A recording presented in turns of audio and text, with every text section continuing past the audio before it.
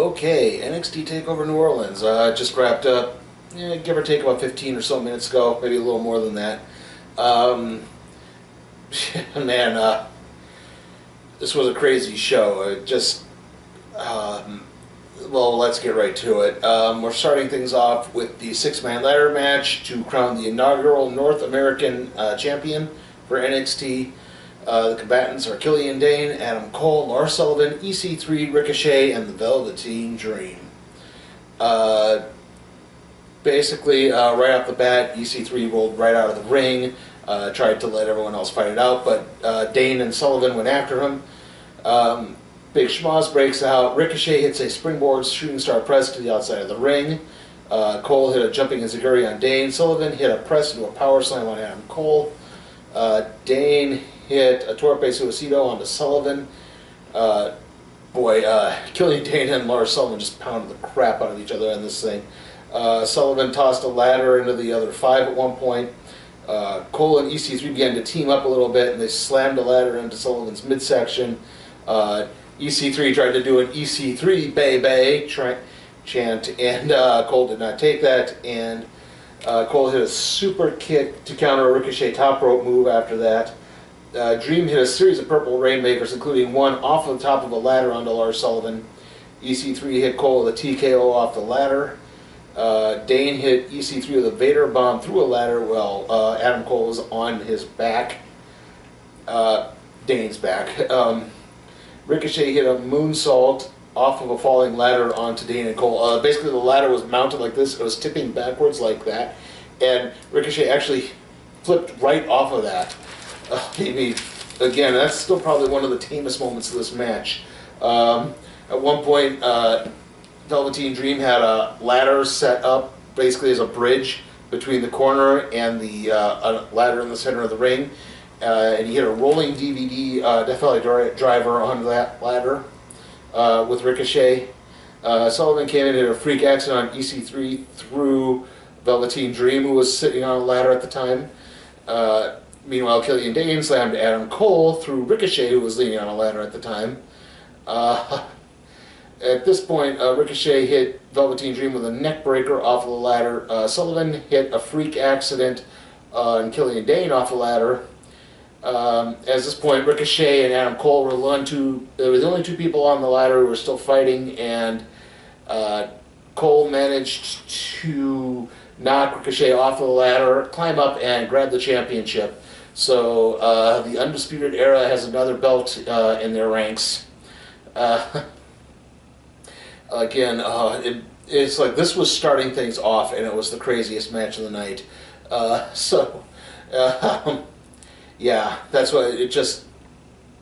I thought, maybe you always hit that point where you think, like, what can we see in a ladder match that's really different?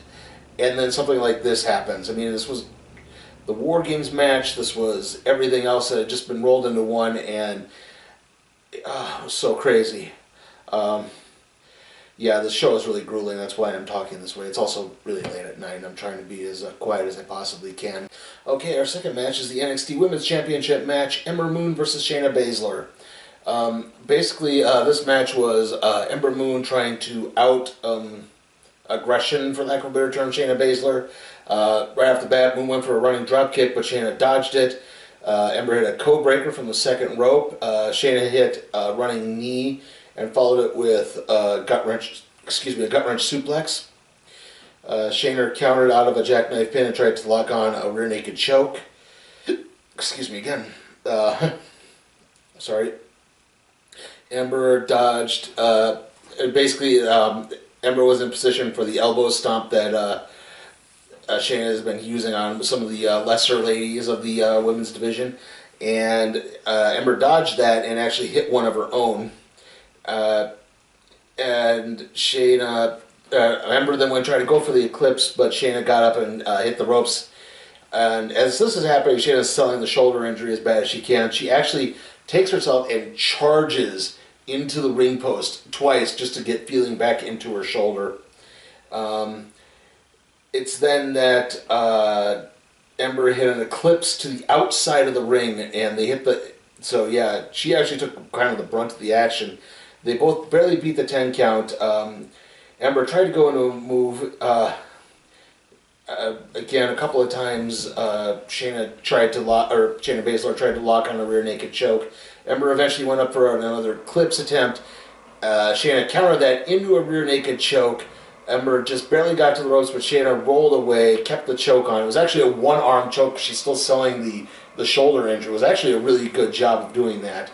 So it was all on one arm, and Ember Moon was actually hitting the injured arm of Shayna Baszler, but eventually it just proved to be too much, and Ember Moon passed out. Your new NXT Women's Champion is Shayna Baszler. Not really a shock here. I think the prevailing rumor has been that Ember Moon's going up to the main roster soon, so yeah, it's like, Baszler loses in January, she's going to come back and probably win it pretty soon here, and I'm guessing she's probably going to wind up holding it till Brooklyn, where she'll drop it to Kairi Sane, because they seem to be pushing Kairi Sane again. Like I said, the match itself was really good. Again, it's like, wow, you had to top that epic ladder match, and you did. I don't know if you really necessarily topped it, but you were right up there and proved that you were every bit as worth to be on the show.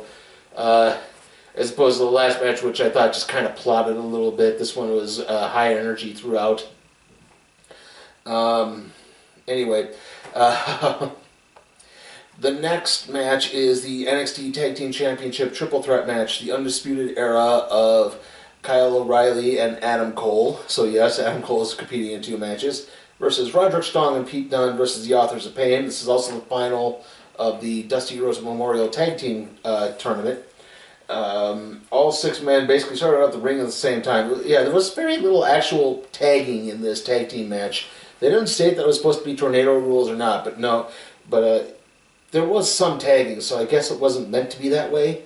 The Authors hit a powerbomb neckbreaker combo on O'Reilly. It's then that the Authors powerbombed Adam Cole through the announce table, and at this point Cole was pretty much out the rest of the match. He did not compete in anything, and I guess that makes sense considering the fact he had done so much in the ladder match previously that you knew probably he wasn't going to be in that, and so it was going to be kind of wondering what would happen. Anyway, O'Reilly came back in and put Strong in a triangle choke, and then Akam was nearby, and he grabbed Akam and put him in an ankle lock. That was broken up by Razar powerbombing Pete Dunne onto Strong and O'Reilly. The Authors began to isolate Strong and just beat him up a whole bunch. O'Reilly interfered, allowing Strong to tag Dunne in. The Authors hit the Super Collider on Dunne and O'Reilly. Strong broke up the pin there. Dunne hit the bitter end on O'Reilly, and then Roderick Strong stomped on Pete Dunne, and then hit the State of Heartbreak, or the Age of Heartbreak backbreaker on Pete Dunne, and that allowed Kyle O'Reilly to cover for the 3 count. Yes, Roderick Strong has turned heel, and he is joined with the Undisputed Era. Afterwards, Kyle Fish came out. He was injured, obviously, and all 4 members now of the Undisputed Era gathered around the Dusty Cup. So yeah, this match was also really good. Not as many high spots involved in this, so there was. I think they needed that. Again, Adam Cole kind of being knocked out, like I said earlier, makes sense. It was still a really enjoyable match. A little surprised, I guess, that Strong did turn heel, given that how emphatically he had been trying to not turn heel. But it's like you had to wonder, when they made this triple threat match, that pretty much telegraphed that they weren't going to take the belts off of Undisputed Era. So you had to wonder how they were going to maintain that, and you're not going to break up the Authors of Pain because they're going to be going up to the main roster soon. And, that leaves Dunne and Strong. It's like, do they lose? Does maybe Dunne turn? Because he's actually more of a heel than Roderick Strong was. But no, Roderick Strong turned. And it was very interesting. Our next match is the NXT World Championship match between Andrade Cien Almas with Selena Vega and Aleister Black.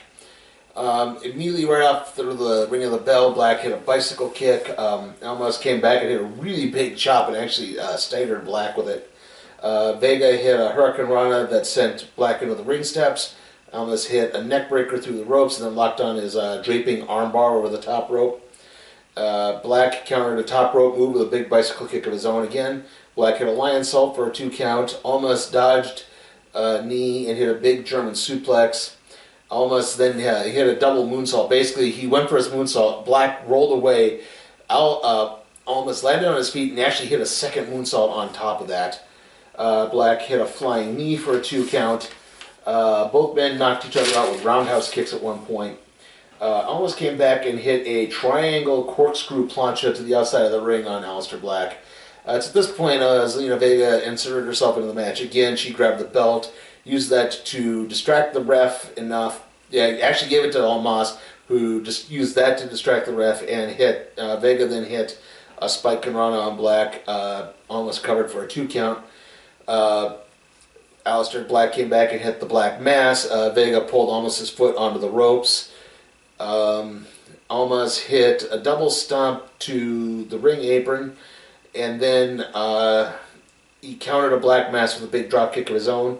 Almas hit the double knees into the ring post again. He went for his draping hammerlock DDT, but Black kicked out after 2.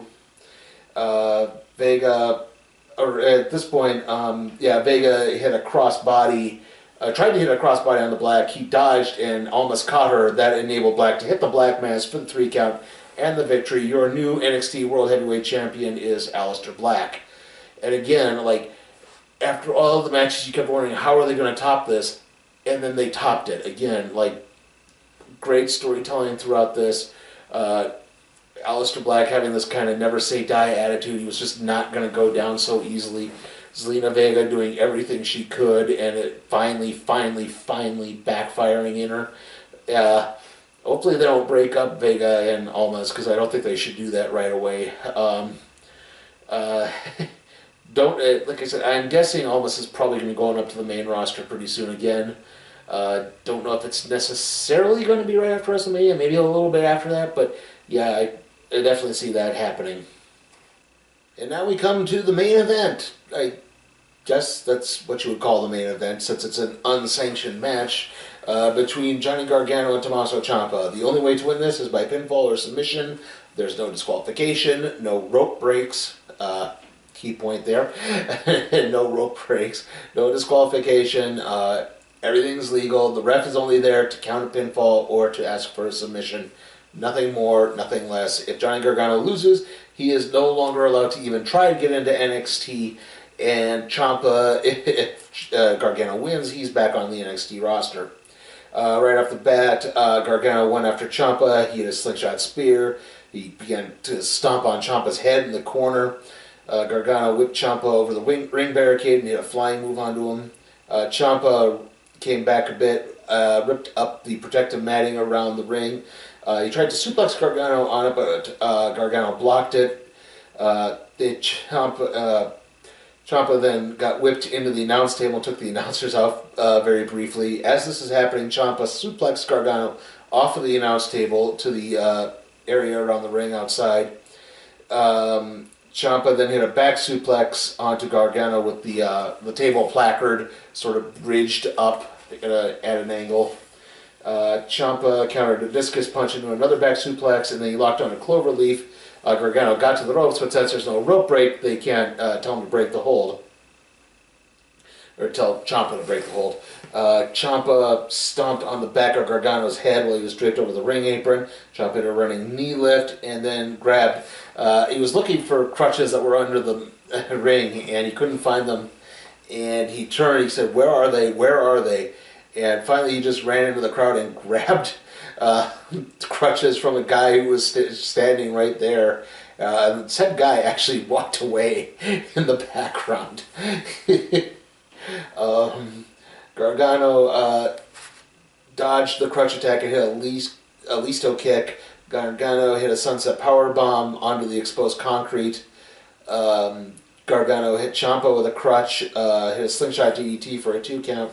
Ciampa tossed Gargano into the turnbuckle. Gargano had actually exposed the second turnbuckle, but he got thrown into the third turnbuckle. Ciampa hit a running knee to the back of Gargano's head. Only got a 2 count. Gargano locked on the Gargano escape. Again, Ciampa got to the ropes, but since there's no rope break, he had to figure out another way to get out, which he did by gouging Gargano's eye. Ciampa elbowed Gargano and hit him with a crutch again. Ciampa hit a liger bomb for a 2 count. Gargano hit, then javelin Ciampa into the exposed turnbuckle and hit 2 super kicks, only got a 2 count. Ciampa came back and hit a top rope power bomb for a 2 count. Gargano eventually, Ciampa then took off his knee brace and he tried to hit a running exposed knee to Gargano's head, but Gargano managed to grab the brace and hit Ciampa in the knee with that brace. He basically hit him several times. He then went and grabbed the crutch and moved to hit Ciampa again, and then he froze because Ciampa just started to kind of beg him off and just asked him, no, don't. And he froze, and what he didn't realize is Ciampa had grabbed the knee brace and was trying to snooker Gargano in, and Gargano dodged it, grabbed the knee brace himself, and locked on an STF using the knee brace for the face lock part of the step over toe hold face lock, and Ciampa tapped out. So Johnny Gargano is reinstated onto the NXT roster. A bit of a surprise. I thought again that he would be moving up to at least 205 Live, but no, I guess he's back in NXT. Let's see how this is going to turn out. Again, the match just with everything involved, all the drama. It definitely worked better than the unsanctioned match at last year's WrestleMania between Seth Rollins and Triple H. These two guys were just fighting and fighting and fighting, and you just didn't know when it was going to end. And every time you thought it was going to end, it didn't until it finally did. This was just grueling. Afterwards, Gargano celebrated with Candice LeRae, and then the show went off the air, and that's how it ended. So, so again, like every match somehow just managed to, in some way, top the other. Like, the only ones you could maybe argue were the Women's Championship and the Tag Team Championship match. But even then, they were still so good that it's so hard to tell if you could just go against it. So, yeah, obviously, this show is getting an A, and right now it looks like WrestleMania 34 could be in a lot of trouble if they're going to upstage NXT again. Hopefully it'll be good. NXT, this review, it's going to be up Sunday because it's 10:45 right now. But the WrestleMania review will be on Monday. See you all then.